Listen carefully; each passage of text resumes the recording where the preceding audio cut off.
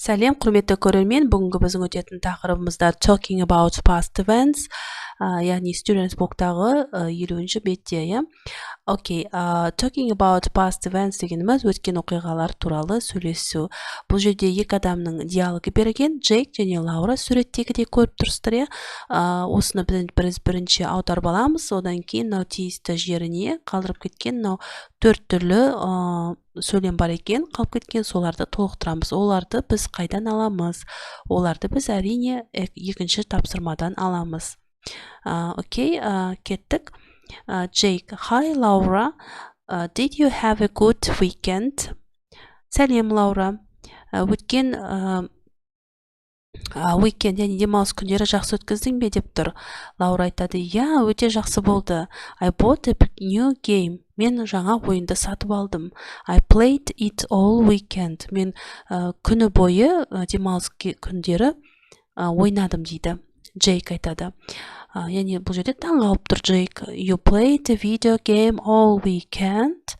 Сен осы күні бойы осы ойынды сонда ойнадың ба? Деп қайтадан сұрап тұр екен, иә. Сол кезде бұл жерде Лаураның сөзі қандай болмақ? Лаураның сөзі бізде мінекей Лаураның сөзінде ди нұсқасын алады екен. Біз мінекей ди нұсқасын аламыз. What about you? What did you do? Және де ал сен не істедің? Сен не айта аласың дейді. Ары қарай Джейк айтады, we went to the theater on Saturday. Ал біз болсақ, сенбі күні театрға бардық дейді. Лаура айтады, Лаураның енді бұл жерде екінші тапсырмадағы Б нұсқасын алдық, мінекей B.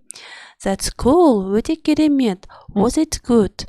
Ол өте қызықты болды ма, жақсы мекен деп сұрап жатыр. Ары қарай Джейк жауап береді. It was great. Өте керемет өтті. My parents love the theater. Менің ата-аналарым театрды негізі жақсы көреді. Why don't you come with us next time? Неге келесі жолы бізбен бірге бармасқа? Деп ұсынып жатыр Лаураға, иә? Лаура айтады, бұл жерде үшіншісі A нұсқасын алдық. Мінекей A нұсқасы. Сол кезде, окей, why not? Жарайды, олай болса неге бармасқа? Did you do anything else? Және де тағы не істедің? Қоса айта аласың ба?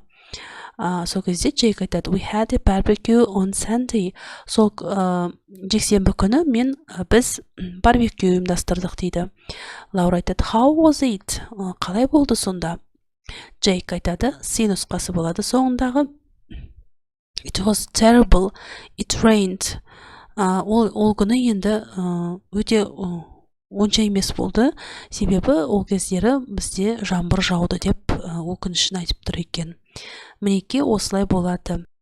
Үшінші тапсырмада бұл жерде интонациясына қарай тыңдалым берілген. Интонациясында мысалға бұл жердегі қайсысы бізде interested, қайсысы bored. Яғни interested деген қызықты, bored деген жалықтырғыш.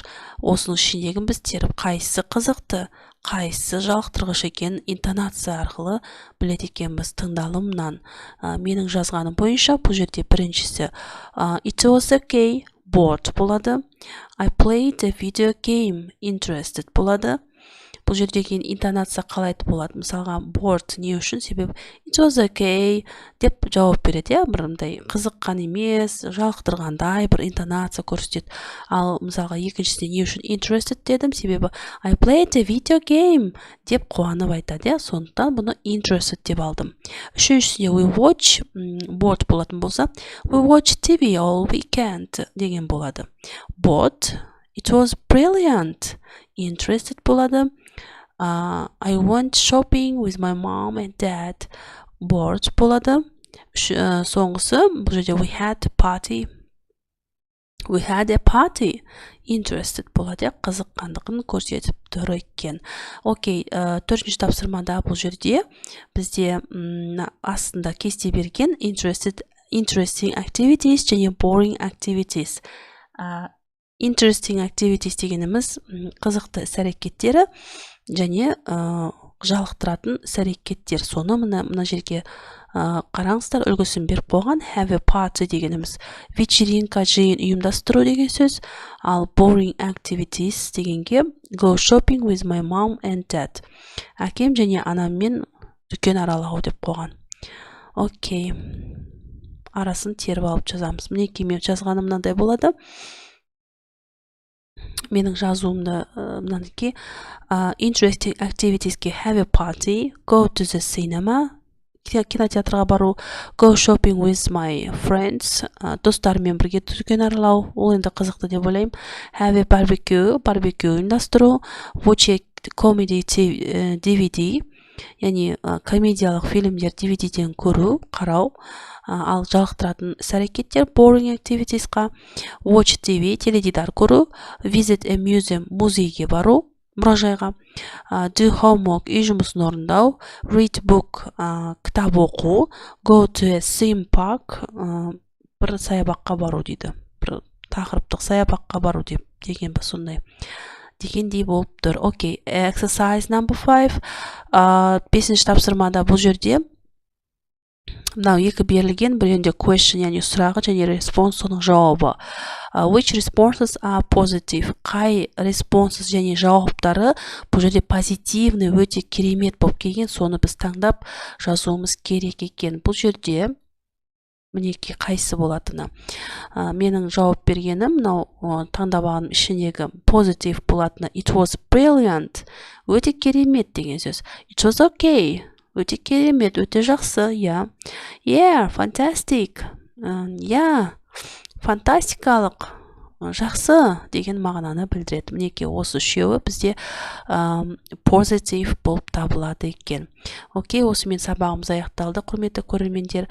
Мен арнама міндетті түрде жазылып қойыңыздар. Үнемі бірге орындаймыз. Келесі сабақта көріскенше сау болыңыздар.